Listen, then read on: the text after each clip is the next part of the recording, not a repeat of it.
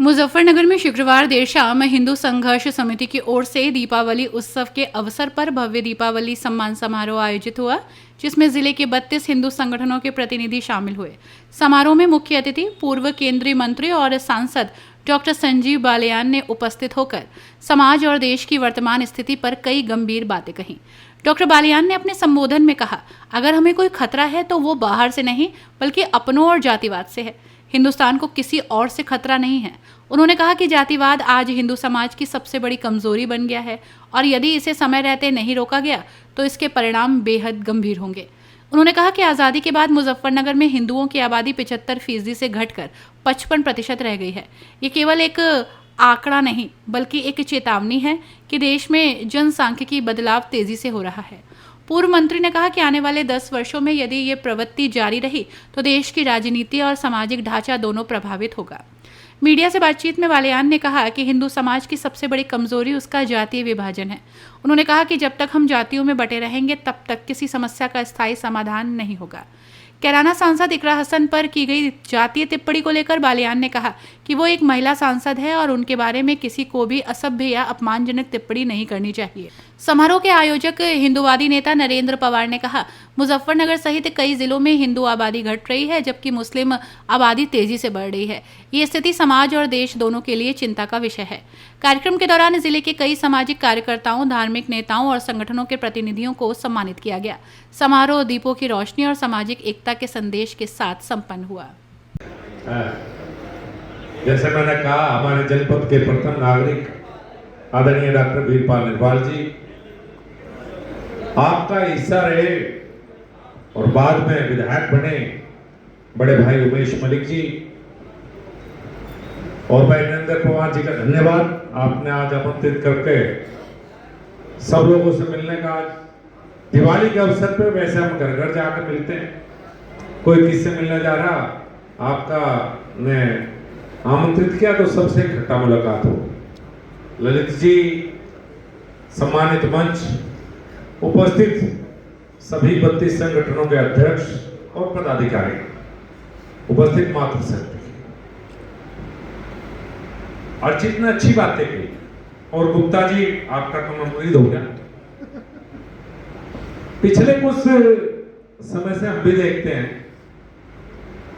बहुत सी बात जहां राजनीति फेल हो जाती है, जहां सांसद विधायक के रूप में हम नहीं कर पाते, वहां आप 32 संगठनों के लोग, हिंदू संघर्ष समिति के लोग करते हैं। इसके लिए मैं आपको साधुवाद देता हूं। बहुत से ऐसे प्रकरण 10 साल जब मंत्री रहा कि हम चाहते हुए भी कुछ नहीं कर पाए, क्योंकि कानून की बेड़ी कहने की इसे जकड़ लेती है और जब हमें कानून जकड़ता है तो जब आप लोग आते हैं, जहां फेल हो जाते हैं वहां से शुरुआत होती है। सच्चाई है कभी, और कुछ तो बात हमारी सभ्यता संस्कृति में रही होगी कि दुनिया में शायद हिंदुस्तान एकमात्र ऐसा देश है कि जो करीब 700 साढ़े 700 साल मुगलों का राज रहा और फिर अंग्रेजों का राज रहा। दुनिया में कोई देश ऐसा नहीं बचा कि जिसने अपनी धर्म और संस्कृति बचा कर रखी हो। वो सब परिवर्तित हो गए। हिंदू धर्म ही एकमात्र ऐसा धर्म है जो हजारों साल की गुलामी के बाद भी बचा रहा है। बहुत बड़ी बात है। नहीं तो आप देखिए, आपको मिलेंगे 60 इस्लामिक देश, 60 क्रिश्चियन देश, हम ही बच गए, सब परिवर्तन। और हमें भी खतरा अगर है तो अपने से, हमें खतरा है तो जातिवाद से, और कोई खतरा नहीं। और जातिवाद की परिभाषा सबकी अपनी अपनी हो जाती है।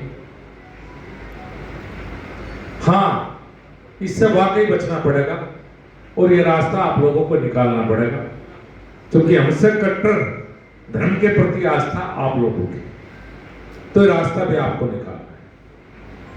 आजादी के बाद शायद हमारे जनपद में आपकी आबादी 75% थी, मेरे विचार से अंदाजा, और आज इस जनपद में आप 75 से घटके 56 पे तो आ गए। 85 होगी, आपको थोड़ा ज्यादा। अब मेरे विचार से आपकी आबादी 56% है इस जनपद पे। तो जो डेमोग्राफिक चेंज है, ये बहुत बड़ा सोचने की बात है। और मुझे तो एक रास्ता दिखाई दिया था कि मैं जनसंख्या नियंत्रण करूं, क्योंकि और तो कोई तरीका नहीं, और ये आवाज हमेशा मैं उठाता भी रहा, लेकिन अभी तक ये नहीं हो पाया, क्योंकि मुझे खतरा ये है कि आने वाले 10 साल में 50 से नीचे ना आ जाए, और जैसे 50 से नीचे आए फिर तो कुछ मेरे विचार से ना राजनीति रहने की, ना बहुत सी बातें रहने की। तो ये एक बहुत बड़ा मुद्दा ये हमारे सामने ही, पूरे देश के सामने। और देखो, सरकारें हमेशा वो काम करती है जो जनता की आवाज होती है। जब जनता का दबाव पड़ता है तो सरकारों को कार्य करने पड़ते हैं। अब जनता का दबाव की शुरुआत आपसे मजबूत व्यक्ति कौन है? 32 संगठन यहां बैठे हैं। अगर आप एक आवाज में कहो कि डेमोग्राफिक चेंज रुकने चाहिए, और रुकने का एकमात्र तरीका वो है, आप उसमें कंपटीशन नहीं कर सकते, रोकना ही पड़ेगा, और कोई तरीका आप लोगों के पास नहीं। तो मेरा तो अनुरोध आपसे है भी कि कम से कम इसकी चर्चा भी हम लोग करें, क्योंकि देखिए, जब से भारतीय जनता पार्टी की सरकार बनी है, बहुत सी बातें ठीक हुई, बहुत से ऐसे एजेंडे थे जो बहुत सालों से समाज के एजेंडे बचे हुए थे, जो भारतीय जनता पार्टी की सरकार बनने के बाद पूरे हो गए। लेकिन आप लोगों की लड़ाई रोज की लड़ाई, और ये लड़ाई चलती रहेगी। मेरी तरफ से दिवाली की और सभी त्योहारों को सबको बहुत बहुत शुभकामनाएं। आपने बुलाया, आप सबका बहुत आभार, आपका आशीर्वाद, आपका प्यार बना रहे। बहुत बहुत धन्यवाद। उपस्थित मात्र सकते अर्चित ने अच्छी बातें की, और गुप्ता जी आपका कमंडलित हो गया। पिछले कुछ समय से हम भी देखते हैं, बहुत सी बात जहां राजनीति फेल हो जाती है, जहां सांसद विधायक के रूप में हम नहीं कर पाते, वहां आपत्ति संगठनों के लोग, हिंदू संघर्ष समिति के लोग करते हैं। इसके लिए मैं आपको साधुवाद देता हूं। बहुत से ऐसे प्रकरण 10 साल जब मैं मंत्री रहा कि हम चाहते हुए भी कुछ नहीं कर पाए, क्योंकि कानून की बेड़ी कहने की इसे जकड़ लेती है, और जब हमें कानून जकड़ता है तो जब आप लोग आते हैं, जहां फेल हो जाते हैं वहां से शुरुआत होती है। सच्चाई है कभी। और कुछ तो बात हमारी सभ्यता संस्कृति में रही होगी कि दुनिया में शायद हिंदुस्तान एकमात्र ऐसा देश है कि जो करीब 700 साढ़े 700 साल मुगलों का राज रहा, और फिर अंग्रेजों का राज रहा। दुनिया में कोई देश ऐसा नहीं बचा कि जिसने अपनी धर्म और संस्कृति बचा के रखी हो। वो सब परिवर्तित हो गए। हिंदू धर्म ही एकमात्र ऐसा धर्म है जो हजारों साल की गुलामी के बाद भी बचा रहा है। बहुत बड़ी बात है।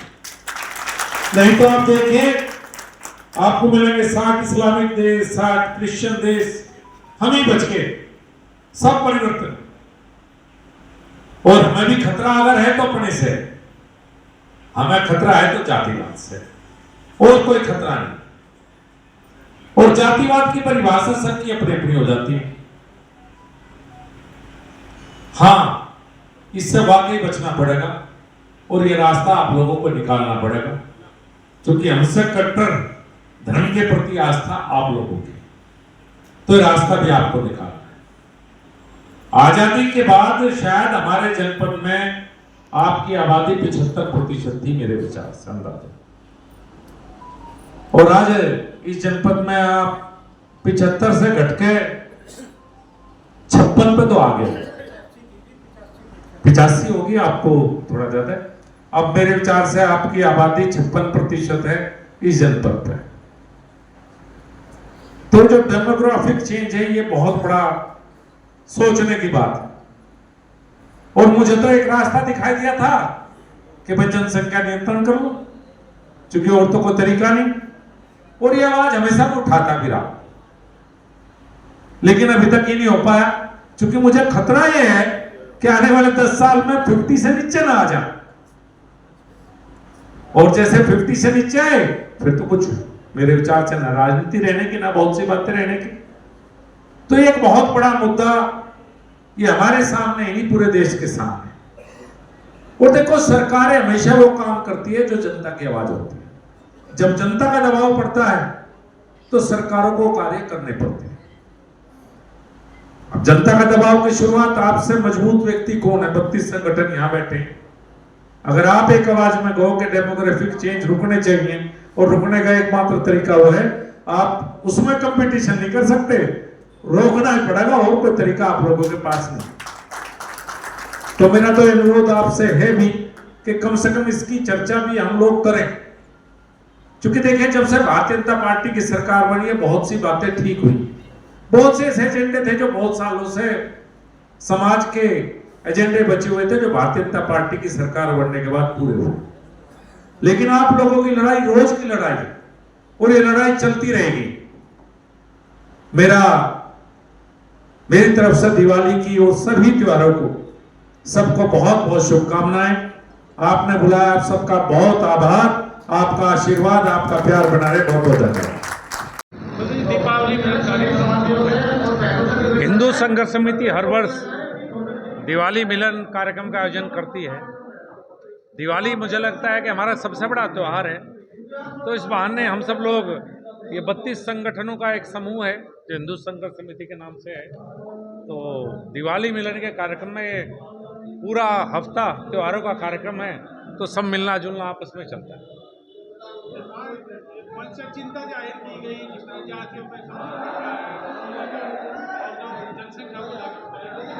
देखिए, सच है कि हिंदू समाज की सबसे बड़ी कमजोरी यही है कि जातियों में बढ़ जाता है, और जनसंख्या नियंत्रण में हमेशा बात उठाता रहा हूँ, और आज देश को जनसंख्या नियंत्रण की आवश्यकता है। जो डेमोग्राफिक चेंज हो रहे हैं देश में, जो जनसंख्या का असंतुलन है, तो मैं हमेशा बात, बहुत से लोगों ने यहाँ भी कही और मेरा हमेशा से मानना था, जब मैं मंत्री था जब भी इस बात को कहता था कि इस देश को अब जनसंख्या नियंत्रण की आवश्यकता है। ये कैराना सांसद को लेकर काफी बवाल इस समय मचा हुआ है। उसने खुले मन से कहा है कि मुझे आतंकवादी कहा गया, मुझे गालियां दी गई, तो मुल्ली कहा गया, तो उसके लेकर क्या कहेंगे? राजनीति में किस तरह का चल रहा है? देखिए, वो एक सांसद है और गलत शब्दों का प्रयोग नहीं करना चाहिए, मैं तो यही कहूँगा।